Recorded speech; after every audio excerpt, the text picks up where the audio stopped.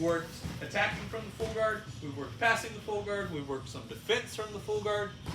Now we're going to work a little bit of sweeping action from full guard. So one of my favorite series of sweeping is coming off of when I can either get his hands on the mat or I catch him leaning back. One or the other. He's either too far forward or too far back. So one of the easiest ways I'm going to set this up, I'm just going to grab a collar, grab the opposite sleeve. I'll pull him in, get those hands on the mat.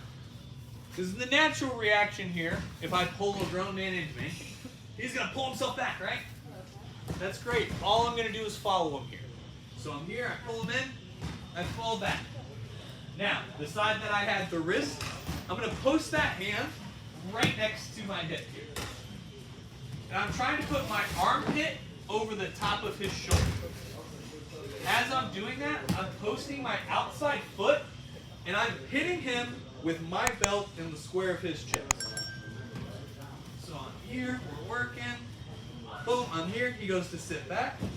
I come up, post, here, up, and I'm driving my hips over. Now, as I'm here, I'm driving my hips not over the front of him, to the side here, kind of at that 45. As I do that, my top hand where the armpit's over his shoulder is going to come to the elbow, and I'm going to drive my hips, trying to put him directly next to where I'm at right now. So I'm here with Mr. Hackett, we're working, things are happening, he sits back, I sit up, post, here. I'm going to hip over, boom, should land in mount in an ideal world.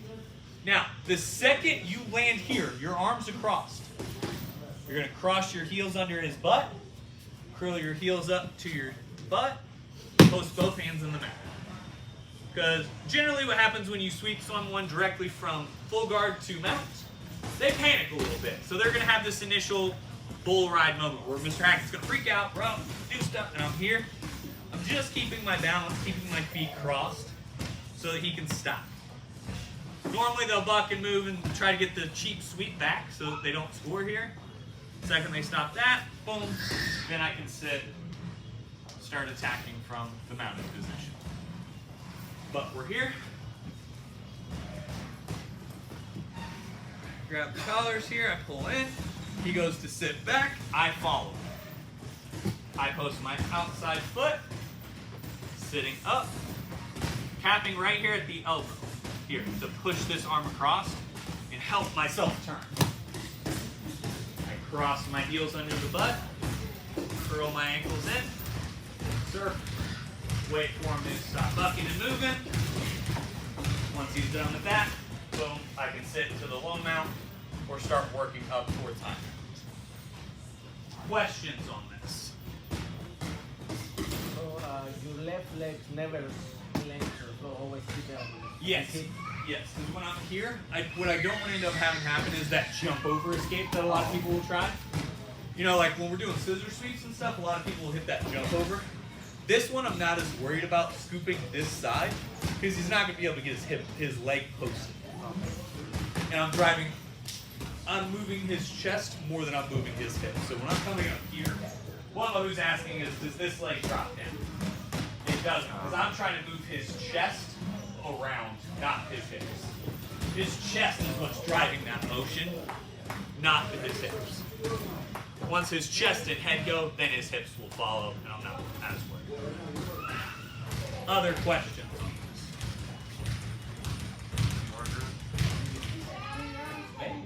It's almost like there's a series that happens here. Questions on the simple hip up sweep? You sit, push, pull, follow him up, bumping him over. Questions? Chill her out. 1, 2. The assumption that Mr. Hackett doesn't suck at jiu-jitsu. It's an assumption, but we're here, right? So I'm pushing, I'm pulling, right? I get Mr. Hackett to sit back, and as I come up, James realizes nothing good's happening if I can sit all the way up. So he bases real hard, kind of drives back into me. Now, if we were doing this move right, our armpit should already be over his shoulder, and our one hand should be on the tricep. So when we're here, the second I realize, man, this isn't going to work out, the hand that's on the tricep is just going to feed into the elbow. As that happens, the hand that's posted on the mat is going to grab a wrist. That's then going to allow me to grab my own wrist, reclose my guard. I like to shift my hips to where I'm opening towards him. I'm going to attach his elbow to my chin and then slap him in the back of his own head with his wrist. So we're here, hitting that closed guard Kimura. If only we had like a warm-up drill. Be useful. So we're here, I post, I start to come up, right? Oh, James realizes he doesn't like that. I'm here, he starts to drive in. I feed that elbow in, grab the wrist, grab my own wrist. One of the big details here that a lot of you guys will mess up is a lot of you guys will end up leaving this open guard, which gets your guard jumped, which then stops this. A lot of bad things start to happen. So when I'm here, I'm either going to keep my legs near closed or all the way closed. And a quick tip is, if you're here and can hit the little shrimp, my hips right now are pointed towards this wall. I want to shift them towards the other wall. So I'm going to use this foot and use that to scoop my hips. Here. Reclose my guard. Once we're here, I like to throttle that wrist a little bit, attach the elbow to my chin, and I'm turning not with my arms. I'm turning with my shoulders, chest, and back. And what you're trying to do is put this wrist all the way over here somewhere.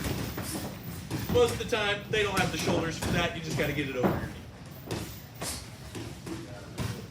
Questions on this? Out there. Complex sweep into a submission. Yeah, but what do you think? You're going to fuck it up. It's all right. No, I still love you all. So I'm here, right? Boom. I start to come up. Mr. Hackett doesn't suck. I feed this in. Find the wrist. Close my Kimura grip. Hip escape over. Reclose my guard. Throttle the wrist. Elbow to the chin. Grip and rip. Questions on this? You can get your leg higher on them, like when you're turning. You can. It's more of a what you're trying to do with that. So when I'm here, what Jordan's asking is if I'm here, is there benefit to coming up top here, correct? There can be. It's going to be minimal. I would prefer to close. Like unless I can close up here, I would prefer to have my closed guard here because that's going to give me more options. And if I need that extra grip here, I can always bring that up. Like that. Like I can go here and let's say it's not working for whatever reason. I can always make that adjustment. But I would rather have the security of that closed guard than I would that high. So, not wrong technically. Tactically, it's a decision you have to make. I would rather have a secured guard with a secured submission at that point. Work to finish from there. And then if I need to commit to that leg, that's a preference matter, right or wrong. Other questions? Are you feeding the hand through the elbow or grabbing the wrist first? Elbow through first. Because the second I start to realize things have gone bad for me, I have to start looking for this. This is everything's going great, and it's not. Here. This comes first. Because this gives me a lot of options as far as creating leverage, because I can just grab into that wrist and help myself find it. Because you can wonder bar here if you're just dumb strong, but most of us are going to have to go both hands. And then hip escape. Then you break James' shoulder. He gets one good shoulder. I don't need that. Other questions on this? Sitting up. Does he go the natural counter? How many of you guys felt this when they were doing it? Was widen your base out and just kind of dive into them and hope something good happens. Like that's the natural reaction to this. That's why we're getting this one out of the way. You want to go? When you're on this side, you go up and you want to stay on the same side? Yes. Same side. Yeah, you want to still attack that same side arm and then open your hips to the opposite side. How well can you still attack this? If when they drive back in, they body roll? So, boom, I'm here. Mr. Hackett realizes that there's a body lock here. Still. As long as you can get that hand in the elbow. Now, is it going to be as fun or easy? No. But is it still available? Yes. Now, for me, I'm going to go somewhere different if they body lock, but we'll go over that next. All right, shoulder out. One. That was pretty good. Y'all figured out how to Kimura each other. Right. All right, so now I'm here. We do push-pull, everything's going great. I go to sit up here, but James doesn't suck. He's going to grab my waist and drive back into me. As soon as I feel that happening, a couple options. If you're in pajamas, grabbing belts or the top of his pants. If you're no pajamas, you're coming across to the arm here. So I'm here, coming across. This leg drops. I switch my hips, follow him through. He drives back in and takes you to the other side. So I'm here. I go to sit up. I don't appreciate that. Here and through.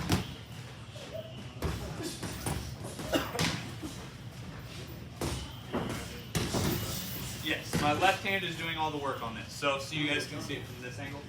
As I come up here, I'm either grabbing something back here around his ass, belts, tail of his gi, top of his pants, whatever you can get a hold of. If you can't, so as I'm here, all I'm going to do is try to scoop his head and pinch this elbow here. As I do that, I'm scooping and kicking this leg through. So we're here, I'm up, it doesn't work. Back through. Post is good, set. As all things in jiu-jitsu are a trap. You can counter, but I'm going to counter this. Questions on this? Biggest thing is following momentum. So I'm assuming you're not expecting to hit the head bump, but are you? Should you get that if you're not good at it? Depends on his base. It's a setup. So the biggest thing I'm going to tell you is, when I hip bump you, I'm hip bumping you with 150% intensity. Because to stop my hip bump, you have to give me something else. We've talked about this before, the choose your own adventure. Think about it this way. If I'm here with James, I go to sit up real hard and hit this hip bump. He can choose one of two options. Drive back into me and try to stop it really hard. Get swept and take him out. Which option does he take? He's going to drive back in. Everyone's going to counter. They're not going to get swept him out unless they're messing around or tied. So he drives back in there. He's got to give me one of two or three options. That Kimura trap we just did, this re-sweep, or an omoplata that we're going to show next. I'm trying, if the longer you can create that chain of events that always ends up in your favor, the better. Because when I'm here, if I'm with James, this is more of a, not a live speed go, but I'm going to go hard, sit up on this. James has got to counter, right? So if I'm here, I come up. I follow that back through, because he's got to drive in. He can't just half-ass kind of, boom, he sits into me and it goes. So the second my hips come up, he drives in, I'm cupping, scooping, that's going to be what allows me to then set up the next piece. Does that make sense? So, if you're hitting a good hip bump, and you recognize what's happening, yes, you should be able to.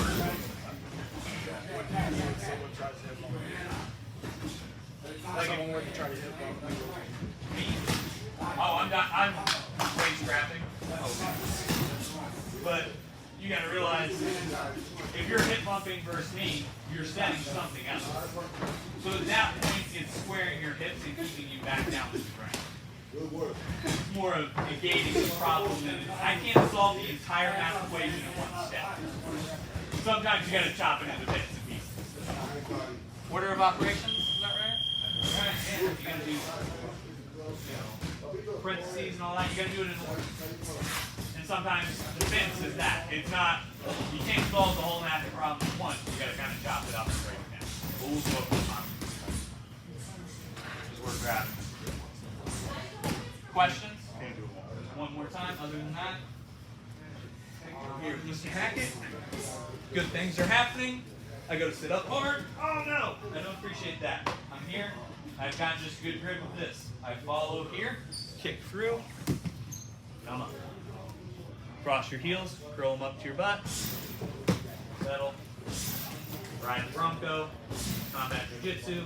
As hard as you can. So, quick question. Sorry to cross your heels there, but don't cross with you. When you're on the back, because you can't foot lock me. On the back, I will break your legs. Because I don't like you. Alright, fill her out. One, the last bit for tonight. But you guys have grabbed this all pretty well, so we're gonna add one more piece. So I'm here, I go to sit up. Oh, it's not working, but James strides back into me. And I'm here. All I'm gonna do is I'm gonna follow back, but as I do, I'm gonna push his head. So I come up, oh no. Yes, I'm here, follow up. And my leg, instead of staying low and trying to re-guard, is gonna swing high. As soon as that happens, my hand's going to switch to here and here. Cross your ankles. You sit up. Omoplata. Scoop the hips out. Take your form. Finish. If you need to. Little wrist lock.